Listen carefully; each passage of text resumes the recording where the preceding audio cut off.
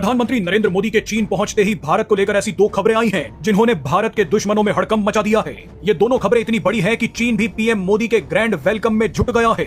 चीन ने गाजे बाजे और रेड कार्पेट के साथ पीएम मोदी का स्वागत किया है। भारत से जुड़ी इन दोनों खबरों के बारे में जब आपको पता चलेगा तो आपका सीना गर्व से चौड़ा हो जाएगा। भारत की इन दोनों खबरों ने अमेरिका के दोनों हाथ काट दिए हैं। पहली खबर है कि जिस अमेरिका ने भारत को डेड इकोनॉमी कहा था, आज वही भारतीय इकोनॉमी डैडी बन गई है, वो भी अमेरिका की।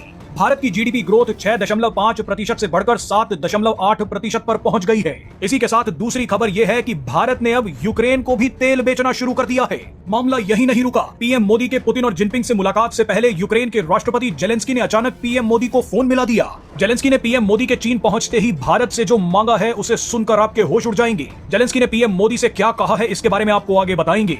ये खबर भी आपके होश उड़ा देगी। अगर कोई भी पाकिस्तानी ये वीडियो देख रहा है तो वो इस वीडियो को तुरंत छोड़कर भाग जाए, क्योंकि हम जो वीडियो में अब बताने जा रहे हैं उसे सुनकर पाकिस्तानियों को दिल का दौरा पड़ जाएगा। पहले बात करते हैं भारत की ताकतवर अर्थव्यवस्था की। वित्त वर्ष 2025-26 की पहली तिमाही में भारत की जीडीपी ग्रोथ सालाना आधार पर 6.5% से बढ़कर 7.8% तक पहुंच गई है। ये पिछली 5 तिमाही में सबसे ज्यादा है। मैन्युफैक्चरिंग, सर्विस और एग्रीकल्चर सेक्टर के बेहतर परफॉर्मेंस की वजह से भारत की जीडीपी में जबरदस्त उछाल आया है। अमेरिकी राष्ट्रपति डोनाल्ड ट्रंप ने भारत की अर्थव्यवस्था को डेड इकोनॉमी कहा था। उन्होंने कहा था कि भारत अपनी अर्थव्यवस्था को ले डूबे, मुझे क्या।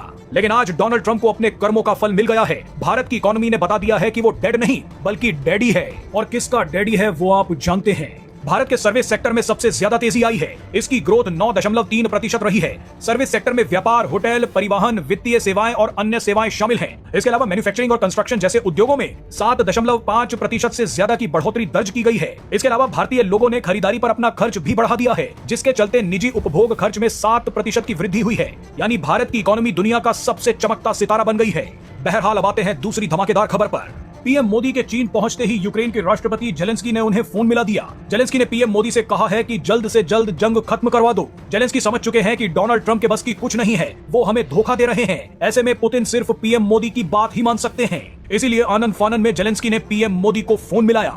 यूक्रेन अब अमेरिका को छोड़कर किस तरह से पीएम मोदी के पास आ रहा है, अब वो देख लीजिए। जिस यूक्रेन को रूस से बचाने के लिए अमेरिका ने भारत पर दंड के रूप में 25% एक्स्ट्रा टैरिफ थोपा था, वही यूक्रेन अब भारत के डीजल की बदौलत आगे बढ़ रहा है। जुलाई के महीने में यूक्रेन ने सबसे ज्यादा डीजल भारत से खरीदा है। भारत यूक्रेन का सबसे बड़ा डीजल सप्लायर बन गया है। भारत से यूक्रेन में डीजल का डेली शिपमेंट औसतन 2700 टन देखने को मिला है। भारतीय मूल का डीजल कई माध्यमों से यूक्रेन पहुंच रहा है। इसका सबसे बड़ा हिस्सा रोमानिया के डेन्यूब नदी के रास्ते यूक्रेन पहुंच रहा है। इसके अलावा भारतीय डीजल तुर्की के रास्ते भी यूक्रेन पहुंच रहा है। बताइए इन खबरों को देखने के बाद अमेरिका की क्या हालत हो रही होगी। पाकिस्तान तो वेंटिलेटर पर ही चला गया होगा। भारत की यही ताकत देखकर आज चीन जैसा देश भी नतमस्तक हो गया है। पीएम मोदी को खुश करने के लिए चीन क्या क्या नहीं कर रहा।